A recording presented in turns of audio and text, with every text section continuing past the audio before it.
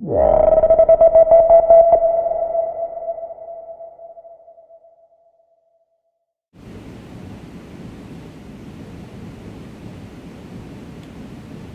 going to go ahead and head down here to 31 and make land here.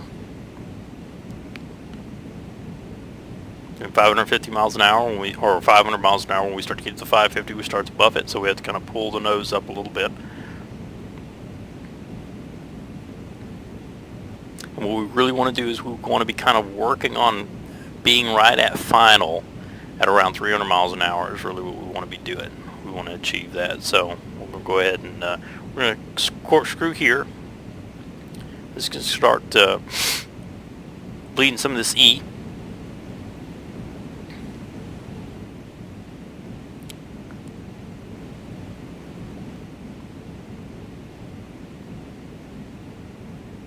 Without blacking out, of course. So now we're starting to burn some of that E off. We're down to 300 miles an hour, which is good. That's about where we want to be.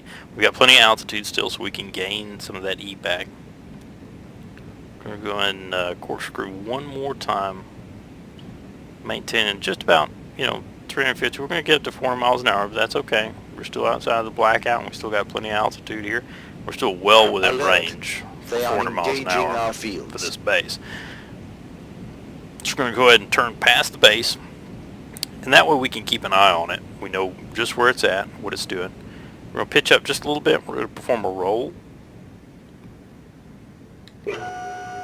First notch of flaps. We're going to perform another roll, nose up. Second notch of flaps. Now in real life, obviously you wouldn't do these rolls because it's extremely dangerous to do that kind of stuff, especially with no engine power off. But we're here in the cartoon world, so we're going to go ahead and do it. 200 miles airspeed here. Deploy our deal. We're going to get the nose down because we're only doing about 100 miles an hour. So we're back up to about 150, which is good. Stall speed is around probably 90 miles an hour or so for the weight of the aircraft. And we're going to go ahead and grease this rascal in here.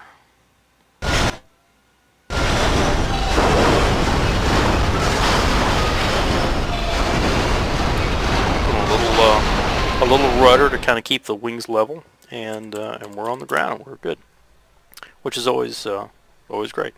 Now the problem we start to run into is that we only have 5 minutes worth of fuel. If we had 10 minutes worth of gas, we could definitely make it over here to these guys. With only 5 minutes of altitude, we're really going to be pressing making it to that distance. But we can give it a try because that is our quickest option to get to that altitude. If not, it's going to take us close to 20 minutes. I say 20 minutes. Take us close to, well, probably 15 to 20 minutes to get to that altitude. I don't really know the exact climb times on some of these aircraft, but this guy's going to make it a hell of a lot faster than those guys will. So we'll get up there. We're going to coast over and see if we can gauge and shoot down another one. What we want to kind of do is just nibble on them.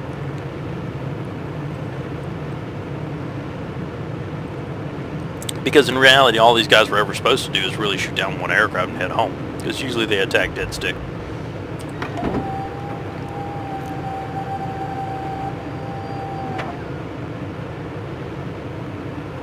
So we're going to do the same MO that we did before. We're going to get up to about 400 miles an hour, pseudo level, nose up attitude really, and we're going to proceed north towards these guys. We're going to get to altitude as quickly as we can. We're going to maximize that burn time, which is how far we can make it.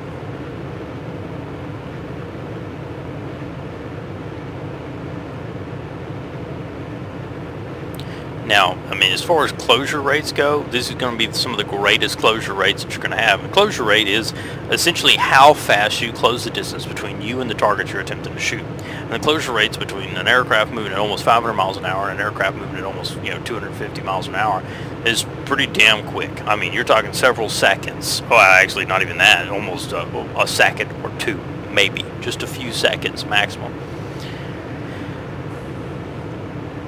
Luckily he's heading north back, he's heading south, which is always good.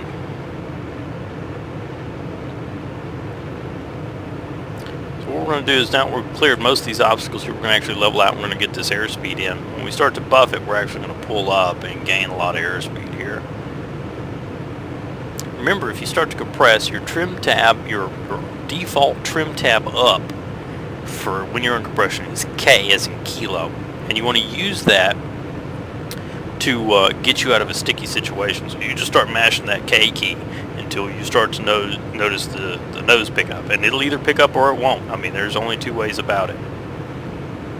We're in a straight nose climb here, so we want to keep an eye on our airspeed and kind of keep a reference to the world outside, because with the wind blowing us around, it's kind of fucking stupid, honestly. You just get these flat wind trajectories at set distances. Play into it with a little bit of rudder.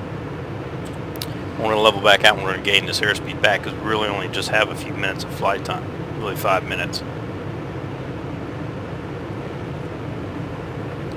But we're at 19,000 feet, so at 10 minutes, I really think it ought to be moved back to 10 minutes. I really think that gave you a lot more chances to do work.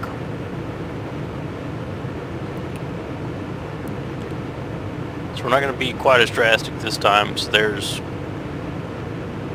22, 23, 24, 25, 26, 27, 28. So now we're going to level out.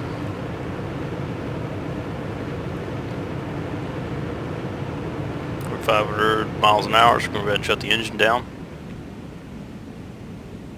And we're at 28,000 feet, just that quick. But now we only got a quarter tank of gas, so we just really have to be careful with our little bit of fuel that we have left. Really, that fuel is going to carry us to the target, and we're going to have to make most of our attacks. We'll make our first attack without power, with power, and then our second attack probably will be without power. So it'll kind of be depending on which direction currently we can see him. He's heading away from us. So essentially what I want to do is, he's heading away from me here. I'm wanting to get ahead of him here, make a pass from up high and attack him, jet up using the last of my gas, and then attack him with no power, diving through it around 300 miles an hour. And on that downward pass, just go ahead and head out. Unless I happen to be set up and I still have enough fuel to make a third attack. But when you, after those first two attacks, you really exponentially, your chance of getting shot down go up with no power on your third attack, because you've run most of your airspeed out. So we're at 400 miles an hour. We're going to go ahead and turn the engine back on again, and we're going to go ahead and try and close this last little bit of distance here as soon as I hit the right damn key.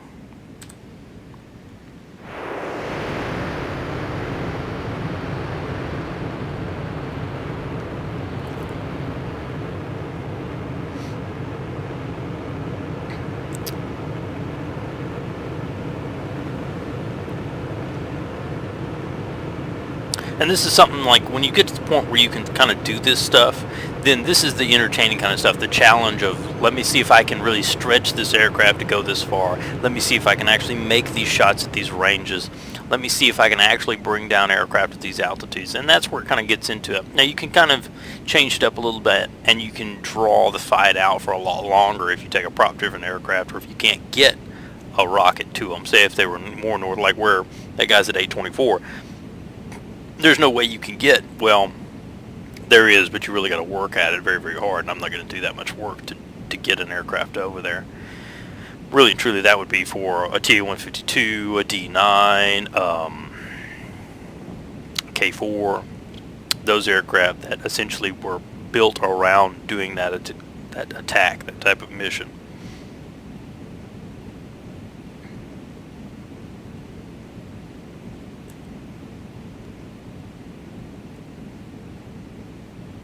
But if the bomber pilot doesn't bail out, you have several attempts at this. You'll have a few chances to make it.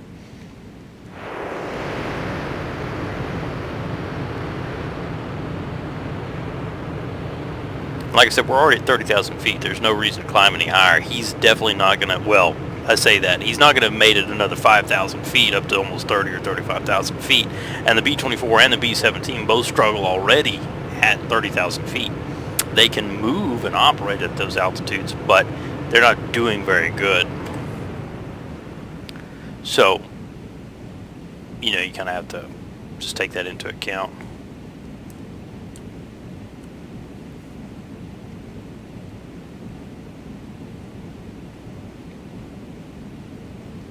So it's kind of the game of turn on, get up to altitude or speed, and then weight. And we're moving it. We're still moving at 450 miles an hour. So I mean, it's still very, very fast, but it still feels like it's like, okay, well, we gotta move over here, and it's gonna take forever, and, you know,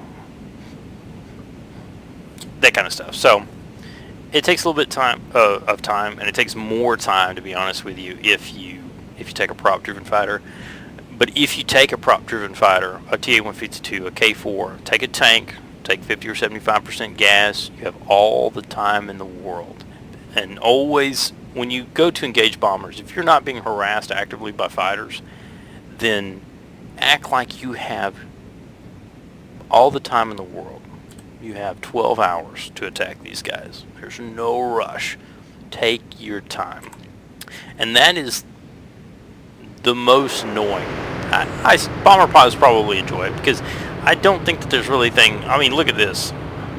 Look at this. One right here. There is a constant wave of these guys coming in.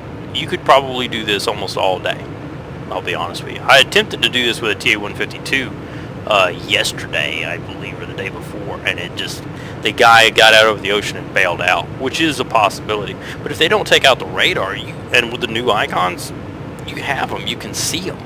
You see where they're at.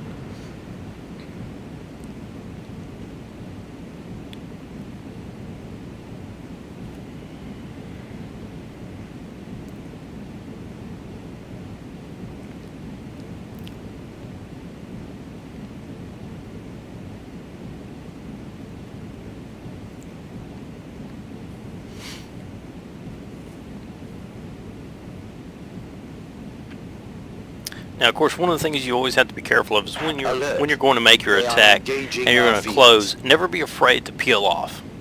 If the solution is not good, or you have a risk of running into them, which is definite here, you're attempting to make the shots. A lot of times you get very, very close to the target, especially in this or 262, either one, and it gets very, very dangerous for either party. And there's nothing worse than just not even landing a hit and crashing smooth off into the guy, and you die and he doesn't. So take your time, and if the shot looks bad, break off. You know, if you run out of fuel, that's just the way it goes sometimes. Like, I ran out of fuel attacking him. You know, I thought I had more gas, and I didn't. And that was my problem with planning. And obviously, as you do this a little bit, you'll get a good feel for about how much fuel you have. I mean, like, I've still got an eighth of a tank, you know. So we're working with a little bit. We should be able to get to him and do almost the exact same attack that I'd said. Now, again, if it's the B-24s, which it should be based on what I was seeing, B-24s are a much easier target to attack than a B-17. 17s take a hell of a lot of punishment, whereas the 24s, you can pretty much set those guys on fire reliably with little to no work. I like the B-24s a lot better, personally, for gunning and for flying than the 17s, but the 17s are robust. Bastards are hard to kill.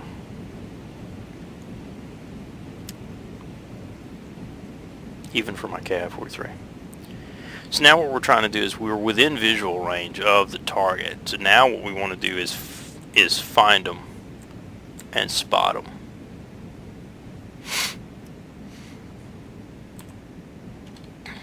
And now again, just like I run into the other day,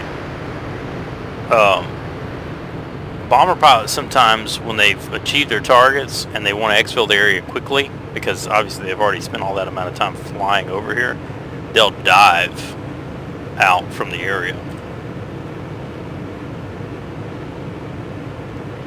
And don't worry about this porpoise type thing that it does. It'll level out when you hit the auto level, and it'll work out for you. See, as you see, there's another bomber coming in from C-35, and so, you know, we can continue to do this attack throughout the day as long as there's guys. You can see there's DAR in 9.6 and 10.6, and if these guys single and dime it, oh, there's our target ahead of us. So he actually did get up. I mean, he's at 29,000 feet, which is pretty high. So we're gonna have to be careful. And our first attack is probably gonna be dead stick if we can get to him. If we get within visual range, we'll probably get about one pass, and that'll be it.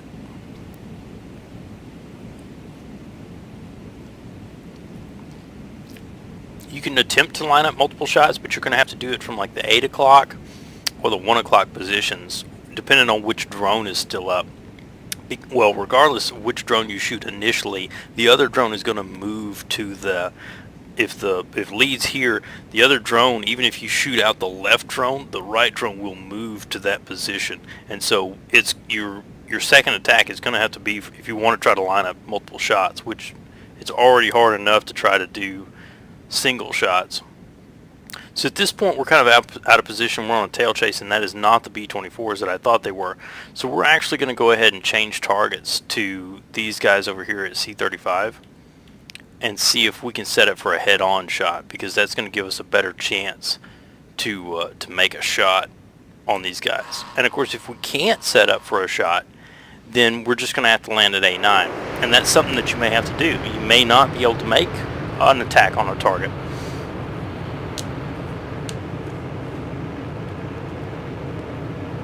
Now, everything that I do in this video is purely based off of the way in which I do business. Other people know the 163 better, know how to get more out of it, know how to lower RPMs. I guess you could lower RPMs on a rocket. I'm not sure.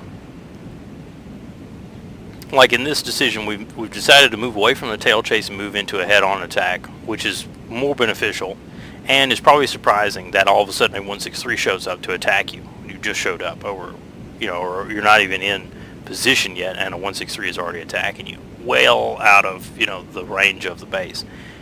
This guy may not be expecting anybody. He may not even be there. You never know. These guys are flying for several hours, probably round trip, to get to these positions. So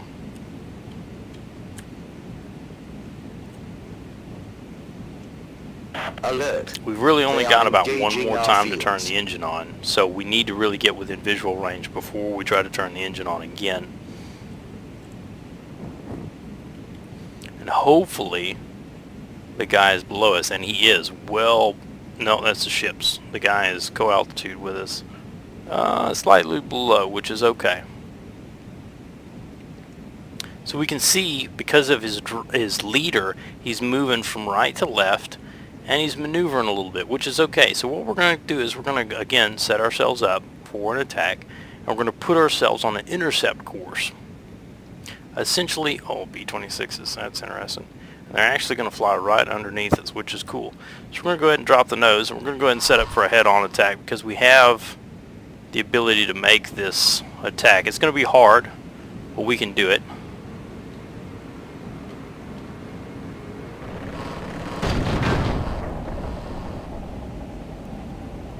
I have collided, apparently.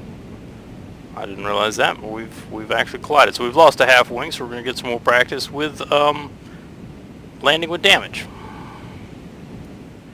Just interesting, but that's part of the dangers. So what we're going to do is we're going to find our base. A29 is our target field. We've lost a half a wing, but essentially we're already flying a glider. We do have some fuel to work with, which is always good, and we have plenty of altitude. So first off, we need to visually locate our field. And that's kind of hard inside this cockpit here, but it should be down here on the coast, but it may not be. No, it's actually it's right there over at the 11 o'clock. So we're going to go ahead and start to proceed that way. We're losing a lot of airspeed because we're having to kick in rudder and stuff, so we're going to have to use our last little bit of engine and hope that it'll give us enough airspeed to make it to the target. It's just about to run out. We'll give it a little nose down, a little right rudder to give us what it can give us. About 300 miles an hour, which is better than what we had, which was nothing. And we're going to continue to proceed to the target. We're going to keep the nose down, and we're hoping to eke out this little bit of stuff. Remember that any rudder inputs or any kind of inputs that you get that are not completely level is bleeding airspeed from the airframe. But we're still, your red indicator being true airspeed is still above 300, which is excellent. We have altitude. Altitude is life. And we're transferring that altitude into energy, which we're then using to get to target. We'll stay up in the cockpit here.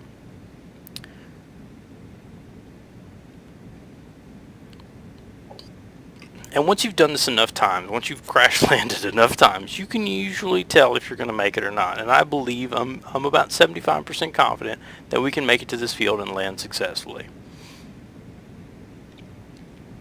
barring anything crazy. The problem will be slowing down enough to deploy some flaps, giving us some more control over the damaged wing, and getting down safely without any landing gear, which you're already landing without a skid. 300 miles an hour. Also, we're only going to get one shot at this, really and truly. So we're going to go ahead and roll into this. I'm going to go ahead and just reduce throttle so I have my arm set a little bit closer to me. We're going to go ahead and use the rudder to get the nose to do what we want it to do.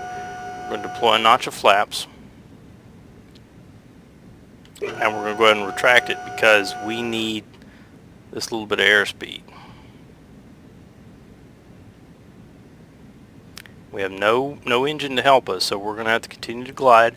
We do not want this affected wing to continue to fall any lower than it already has. We're going to go ahead and deploy our gear, because if we splat on early, we want that out. So we're going to make it over the edge of the runway, but now are we going to make it on the concrete is a whole other critter. So we're going to go ahead and deploy a notch of flaps. We're going to punch in some rudder, right rudder, to get the wings level, which is what we need. We're down to 150 miles an hour. We got to be careful. Very, very careful.